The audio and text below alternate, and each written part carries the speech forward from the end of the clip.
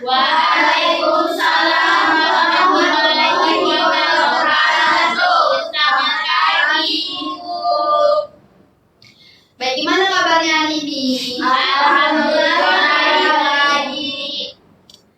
Oke, kalau gitu sebelum kita memulai kegiatan, alangkah baiknya kita berdoa terlebih dahulu. Berdoa menurut agama dan kepercayaan masing-masing. Doa dimulai.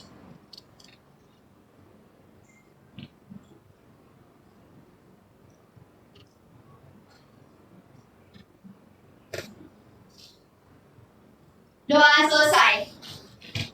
Baik, untuk mengawali, saya akan absen terlebih dahulu. Saidah, hadir Bu. Mira, hadir Bu. Dila, hadir Ibu. Gina, baik. Jadi ada beberapa kesepakatan yang harus kita sepakati. Yang pertama, saya mau di kegiatan kita pagi ini jangan ada yang keluar masuk. Sepakat? Sepakat. Saya akan mengambil 40 menit untuk kita melakukan kegiatan hari ini. Sepakat? Sepakat. Saya juga mau nanti kalian aktif dalam kegiatan kali ini. Sepakat? Sepakat. Saya juga mau nanti waktu ada yang mau memberikan pendapat, silahkan raise hand terlebih dahulu, dan kalau ada teman yang berbicara dihargai. Sepakat? Sepakat. Oke, kalau gitu kita mulai ya. Untuk memulainya kita akan melakukan ice breaking terlebih dahulu. Jadi ice breaking kita kali ini ada tepuk 1, 2, dan 3. Kalau saya bilang 1, tepuk 1 kali. Kalau saya bilang 2, tepuk 2 kali. Sedangkan kalau saya bilang 3, kalian jangan tepuk. Oke, paham? Paham. Baik, kalau gitu kita mulai ya. Tepuk 1, tepuk 2, tepuk 1, tepuk 1, tepuk 3. Baik, konsentrasi ya. Kalau gitu kita ulang sekali lagi ya. Tepuk 2, tepuk 1, tepuk 2, tepuk 2, tepuk 3.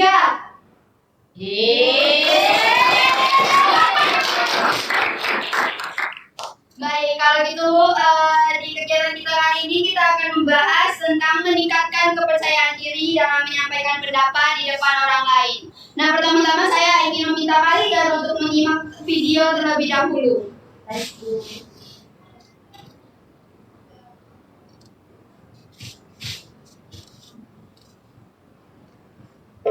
Mau di depan kelas, di rekap kepanitiaan, ataupun di lomba pidato waktu 17-an, ngomong di depan umum selalu jadi monster yang mengerikan.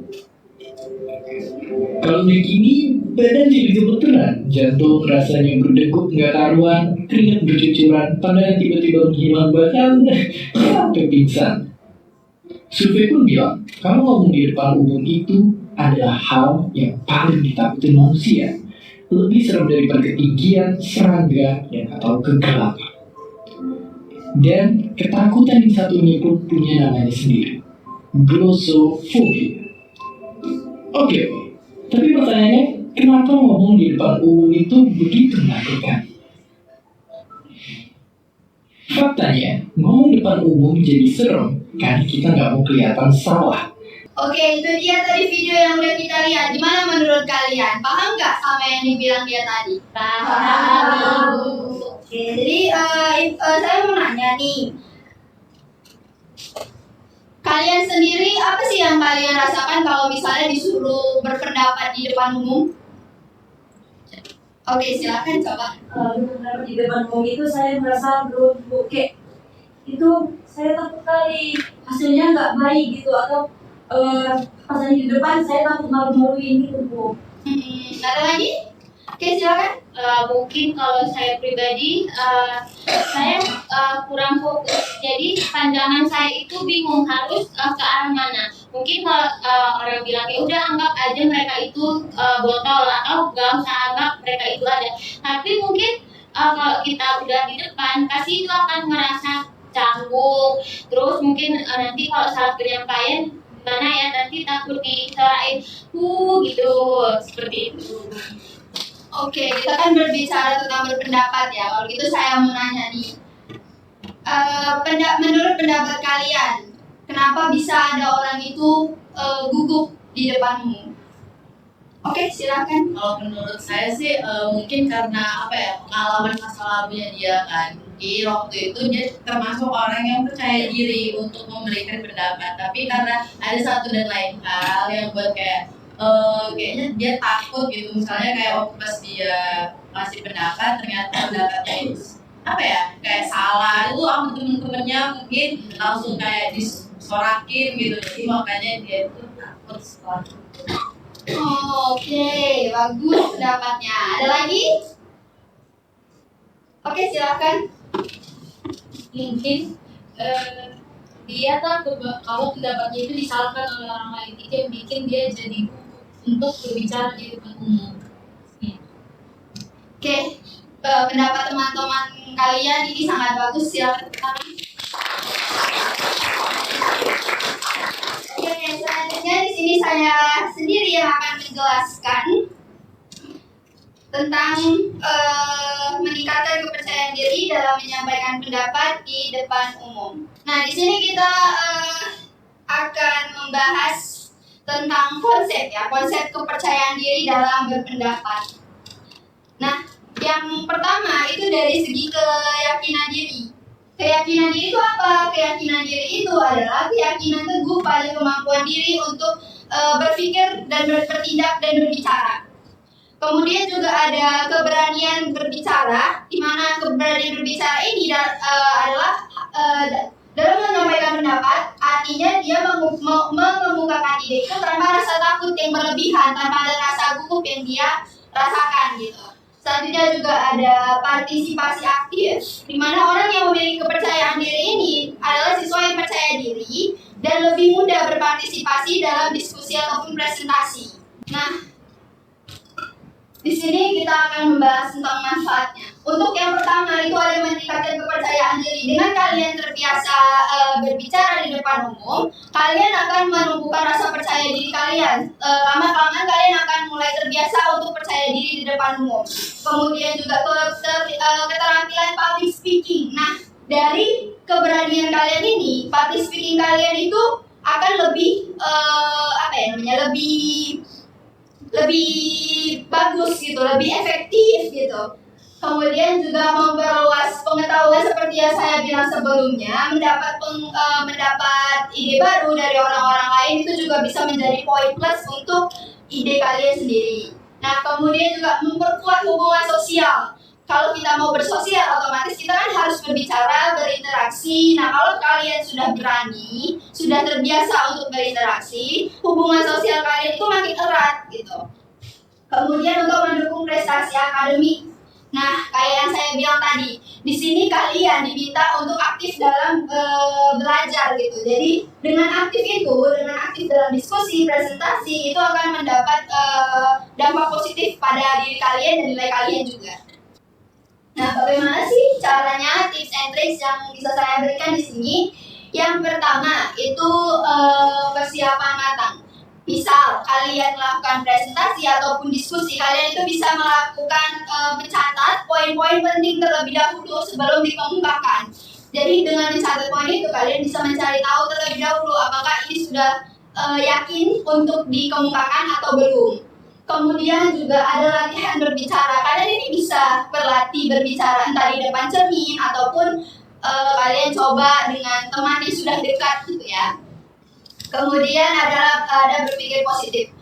Coba kalian dimulai dari cara berpikir kalian itu jangan pikir orang-orang itu bakal menjudge kalian, bakal menghakimi kalian gitu. Bisa aja seperti yang ditayangkan di video tadi, bisa aja sebenarnya orang-orang itu pun nggak punya waktu untuk memikirkan tentang kalian gitu. Bisa aja mereka sebenarnya sibuk dengan hal yang lain.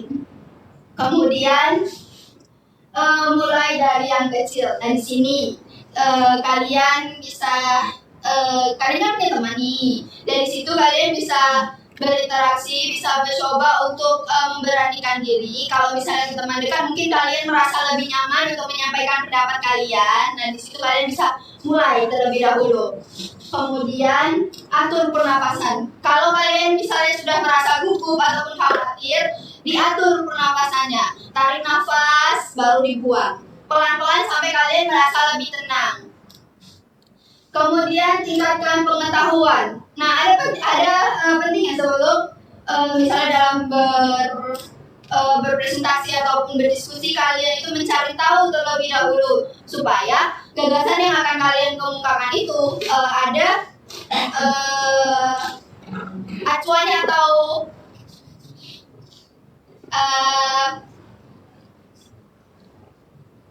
bisa memperkuat argumen kalian gitu. Nah, kemudian terima kritik dengan bijak. Nah, kadang kan kita nggak selamanya apa yang kita ucapkan benar, gitu ya, menurut orang lain.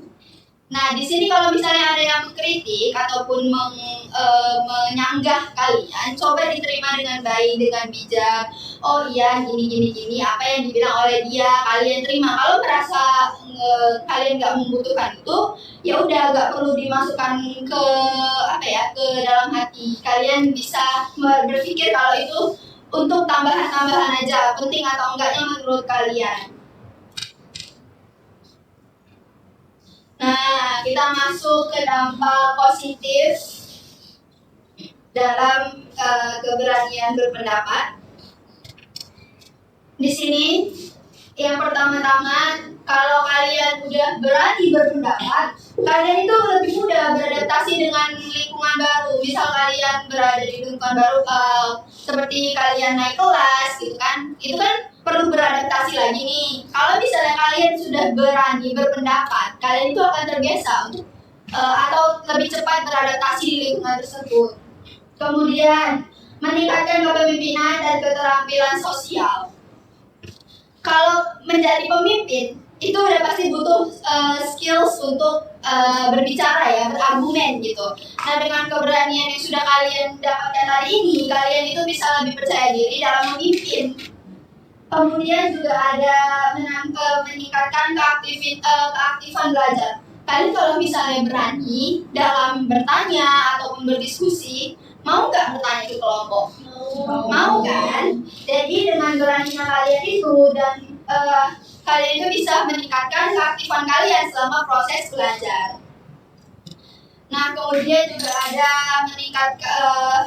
membiasakan berpikir terbuka dan menerima pendapat orang lain. Kalau kalian berani berpendapat, kalian juga harus berpikir terbuka dengan menerima apa pendapat orang lain, seperti yang saya katakan sebelumnya. Menerima kritik itu dengan bijak. Kita masuk ke dampak negatif jika tidak berani berpendapat. Kalau kalian nggak berani berpendapat, kalian itu akan lebih pasif. Kayak tadi, kalian berani berpendapat, bertanya di waktu sesi presentasi gitu kan. Tapi kalau misalnya kalian nggak berani, kalian kan akan lebih memilih diam kan. Kemudian sulit menyalurkan ide. Misal kalian ini udah tahu nih jawabannya apa, tahu nih mau berargumen apa, tapi karena kalian nggak berani, kalian nggak jadi mengemukakan itu. Kemudian kehilangan kesempatan belajar. Nah, kalau misalnya kalian udah seperti yang saya bilang sebelumnya, kalau misalnya kalian nggak jadi mengemukakan pendapat kalian, itu bisa aja kalian kehilangan kesempatan untuk belajar, untuk lebih tahu ide-ide baru. Kemudian merasa terisolasi. Kalau kalian nggak berani berpendapat, kalian sulit mendapat teman, kalian sulit beradaptasi, kalian pasti akan merasa merasa terisolasi gitu kan. Kalian merasa kok aku nggak punya teman gitu, aku harus gimana ya untuk bisa berteman gitu. Oke. Kemudian menghambat perkembangan, ini yang paling fatal dari kalau misalnya kalian bahkan nggak bisa mengemukakan pendapat kalian juga mungkin kehilangan kesempatan untuk mendengar atau menerima pendapat orang lain. Nah, dari situ kan seharusnya kalau misalnya terjadi berinteraksi, kalian bisa lebih berkembang gitu ya. Nah, karena kalian nggak melakukan itu, kalian bisa memperhambat perkembangan kalian sendiri.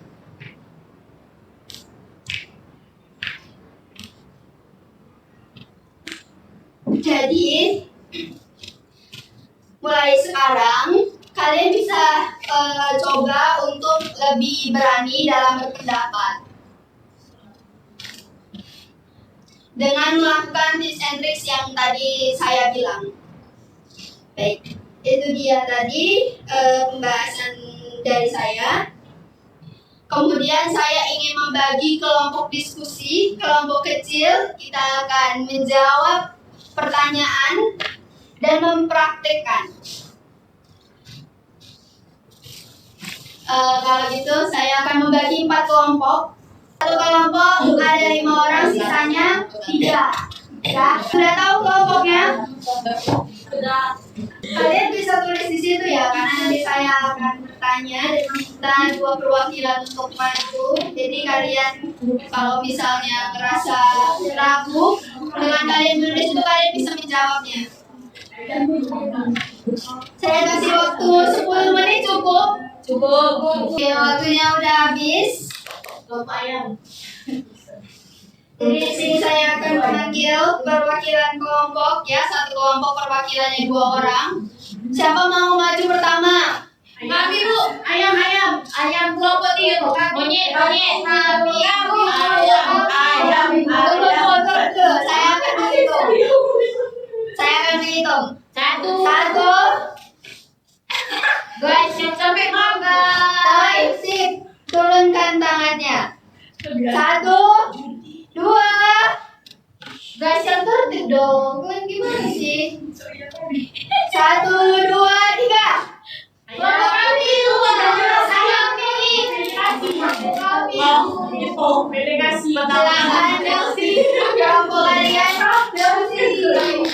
Baik, perkenalkan kami dari kelompok 3 yang terdiri dari kelompok ada orang. Kelompok 3 terdiri dari 4 orang. Kelompok apa ini? Kelompok kecil. Untuk pertanyaan lampiran 2 soal evaluasi peserta didik, yang pertama, apa yang membuatmu ragu ketika diminta menyampaikan pendapat di depan umum? Seperti dalam penjelasan yang tadi Ibu jelaskan, seringkali kita menganggap bahwa ketika kita menyampaikan pendapat, orang akan mengkritik kita atau bahkan kita berlibat dalam berbicara. Sementara karena kita belum mencoba, jadi kita nggak tahu kan. Itulah hal yang membuat kita ragu untuk dimintai pendapat. Yang kedua adalah menurut kamu apa manfaat dari berani untuk menyampaikan pendapat? Banyak sekali manfaatnya, seperti dalam penjelasan Ibu juga, bahwa ketika kita berani menyampaikan pendapat kita, pengetahuan kita akan bertambah, serta keberanian kita juga mulai meningkat ketika kita berani menyampaikan pendapat. Yang ketiga, sebutkan 2 cara yang bisa kamu lakukan untuk meningkatkan keberanian berbicara. Cara yang kami lakukan di kelompok adalah pertama, setiap kali diberi kesempatan untuk memberikan pendapat, sebaiknya jangan sia-siakan kesempatan tersebut, karena kesempatan tidak akan datang 2 kali. Ketika ditanya 2 pendapat, berilah pendapat apa yang kamu ketahui. Yang kedua adalah dengan menerima kritikan, karena dengan kritikan ini akan meningkatkan cara kita untuk terus belajar, memperbaiki diri, sehingga kita lebih berani lagi dalam menyampaikan pendapat di depan umum. Selanjutnya akan dijelaskan oleh Saya akan menjelaskan laki-laki 3, yaitu bahan diskusi kelompok. Pertanyaannya, dimana yang pertama, pernahkah kalian merasa malu ataupun takut menyampaikan pendapat di kelas? Ceritakan pengalamannya. Pernah. Pengalaman saya adalah ketika ditanya untuk berpendapat saat presentasi di kelas, maka saya merasa cemas dan gugup karena saya takut apa yang saya sampaikan tidak sesuai dengan apa yang diinginkan oleh orang yang mendengarkan saya ketika saya berpendapat. Yang kedua, bagaimana cara kalian mengatasi rasa ragu ataupun malu ketika harus berbicara di depan teman-teman? Caranya yaitu, yang pertama, lebih banyak membaca agar bisa memiliki banyak pengetahuan. Yang kedua, bisa berlatih di depan kaca ataupun di depan teman-teman yang kompak dengan kita, sehingga kita tidak takut untuk menyampaikan pendapat di depan banyak orang. Yang ketiga, mulai dari hal-hal kecil seperti bertanya dan juga belajar menjawab. Yang keempat, kita bisa berpakaian rapi dan sopan agar kita lebih percaya diri untuk menyampaikan pendapat kita. Yang kelima, hilangkan pikiran-pikiran negatif agar kita bisa fokus untuk menyampaikan pendapat kita.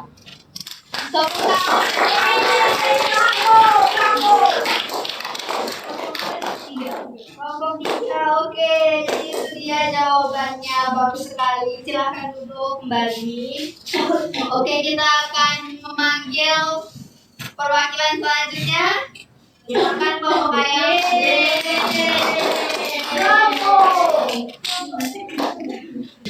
Baik, ini kami akan memberitahukan hasil diskusi kelompok kami mengenai dari pertanyaan oleh Bu Ais tadi.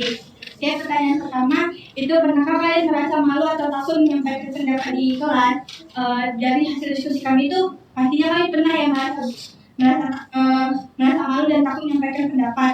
Nah, berdasarkan dari pengalaman kami mungkin karena kami kurang memahami materi, jadi pas ketika maju itu kami juga takut dijudge, terus gugup karena tidak terbiasa. Terus kemudian yang kedua, bagaimana cara kalian mengatasi rasa ragu atau malu ketika harus berbicara di depan teman-teman? Nah, dari hasil diskusi kelompok kami, cara kami mengatasi rasa ragu atau malu itu, yang pertama kami menatap mata orang yang memberikan atensi kepada diri sendiri. Kemudian yang kedua, mengatur pernapasan. Kemudian sebelum berbicara biasanya minum dulu untuk menenangkan diri. Mungkin itu saja hasil dari diskusi kelompok kami.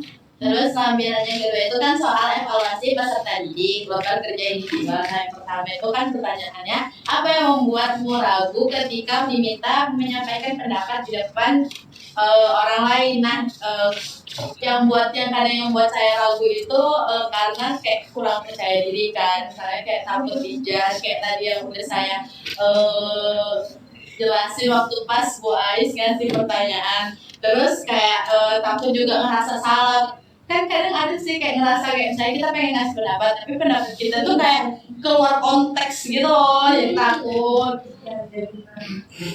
Terus yang selanjutnya, terus juga kadang walaupun kan di sini dikasih tahu Bu Ais tadi harus menerima kritikan, tapi kan kadang sebagian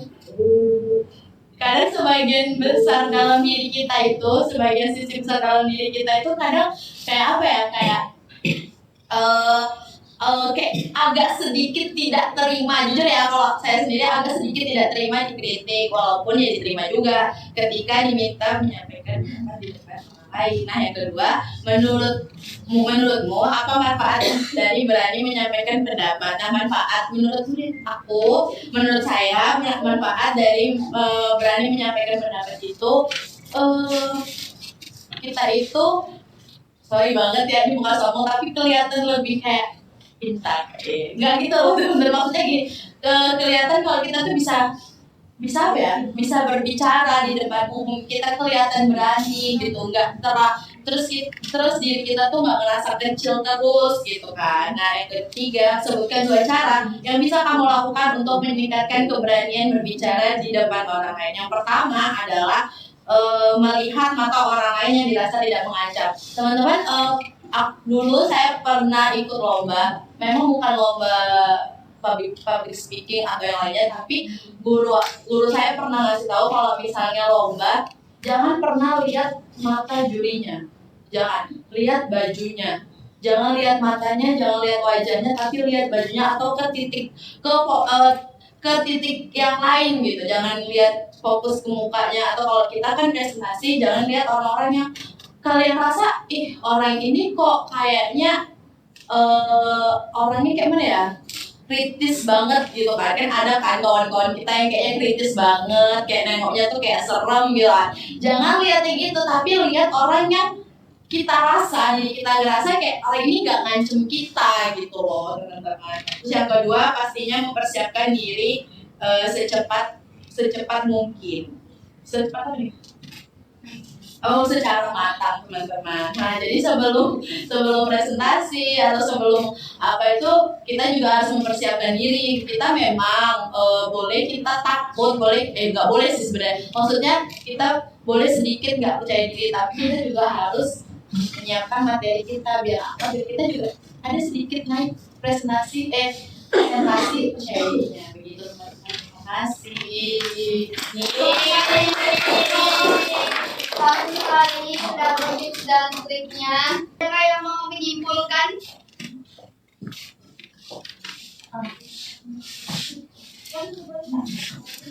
Ada?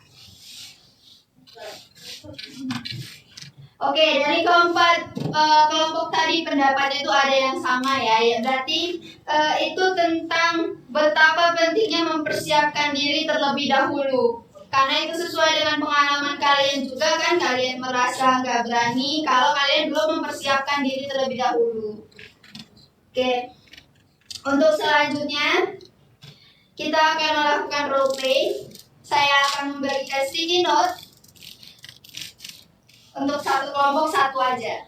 Nanti perwakilan satu orang, di mana saya akan meminta kalian untuk memberikan satu rekomendasi film dan alasannya kenapa.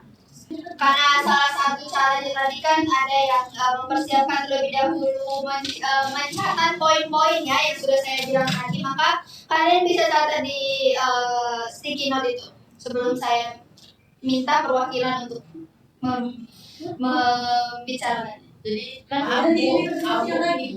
Jadi satu orang perwakilan untuk rekomendasi film. Kalian punya rekomendasi film di judulnya apa dan kenapa kalian rekomendasi itu? Singkat aja, bebas. 1 menit aja cukup ya. Udah? Oke, siapa mau perwakilan pertama? Oke, silakan. Saudari Devi.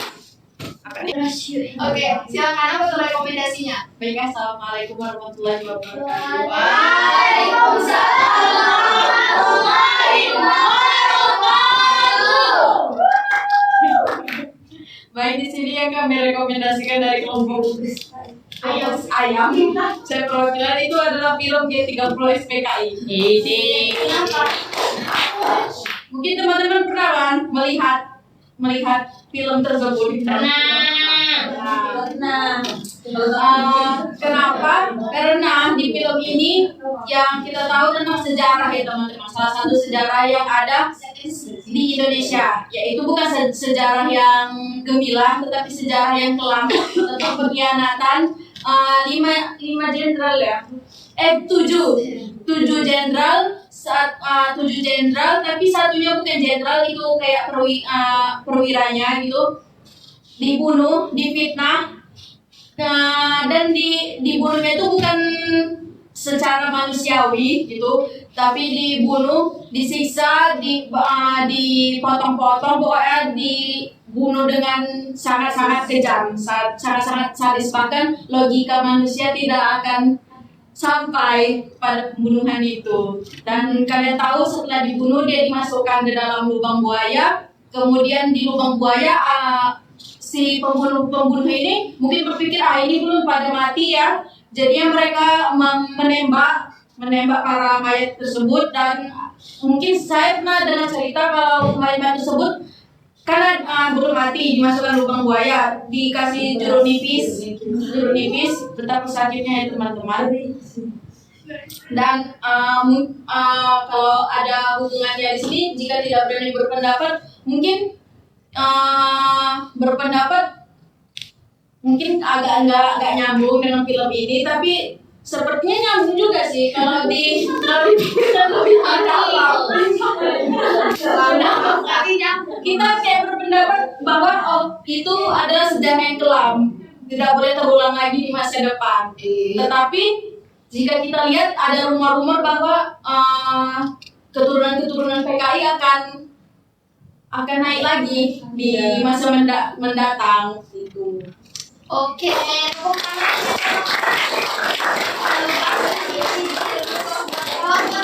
siapa yang mau? Oke, silakan saudari Cynthia.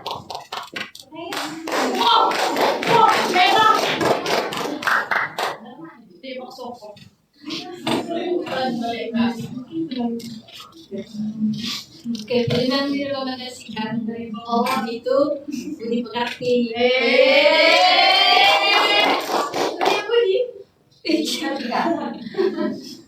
Nah, kenapa kami merekomendasikan film ini? Karena ini kan keluar tahun 2023. Nah, di film Budi Pekerti ini kita diajarkan kita kalau nonton itu di film itu maknanya kayak kita berani berpendapat, terus kalau kita lagi di depan orang kita itu harus memikirkan dia itu seperti tidak ada, terus ataupun bentuk-bentuk yang kita tidak takuti. Lalu di budi pekerti juga kita diajarkan boleh berpendapat tetapi tidak boleh secara berlebihan.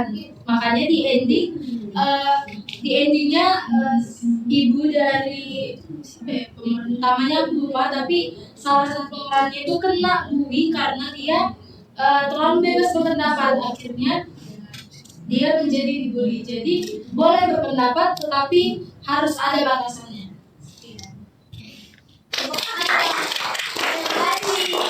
Oke, itu tadi kita berbicara, kita mencoba untuk melakukan role play dengan berbagi pendapat tentang rekomendasi-rekomendasi film. Oke, selanjutnya adakah yang ingin bertanya sejauh ini tentang materi kita? Sudah paham semuanya? Sudah, Ibu. Cancel. Udah ya? Udah paham ya? Oke, jadi kesimpulannya dari apa yang sudah kita bahas tadi, ada banyak tips and tricks yang bisa kita lakukan supaya kita bisa lebih percaya diri. Nah, untuk yang dari hal yang sederhana aja, tadi ada kelompok yang juga menyarankan untuk berbicara terlebih dahulu di depan cermin, mencoba untuk berpendapat di depan cermin, kemudian juga berpendapat dengan teman terdekat ya, dan mempersiapkan diri terlebih dahulu. Oke, dari apa yang sudah kita bahas tadi, apa yang sudah kita lakukan tadi, saya harap kita dapat kalian dapat melakukan keberanian ya dalam berpendapat. Saya berharap kalian juga bisa dari apa yang sudah saya paparkan tadi, kalian bisa tahu betapa pentingnya berpendapat di depan umum. Kemudian kalian bisa mengetahui hambatan apa yang ada dalam diri kalian, kenapa kalian ragu untuk berbicara, dan solusi-solusi yang bisa kalian terapkan sekecil apapun itu. Oke, nah sebelum menutup, kita akan bermain terlebih dahulu. Kita akan melakukan ice breaking. Duduknya bisa.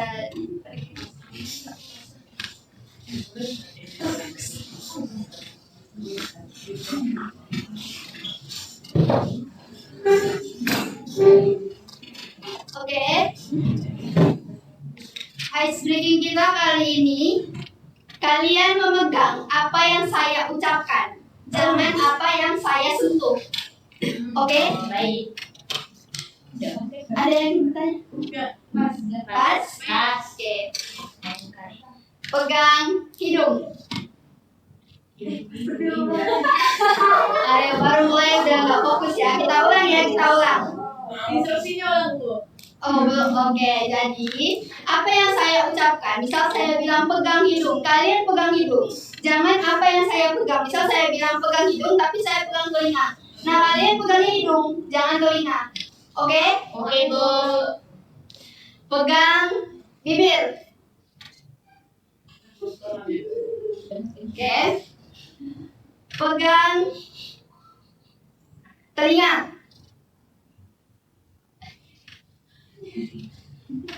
Pegang telinga.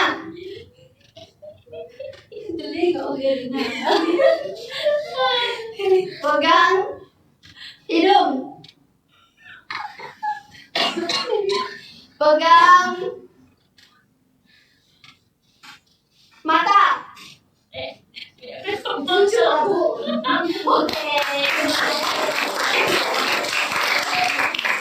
Baik, sebelum kita mengakhiri kegiatan kita, langkah baiknya kita berdoa terlebih dahulu. Berdoa menurut agama dan kepercayaan masing-masing. Doa dimulai.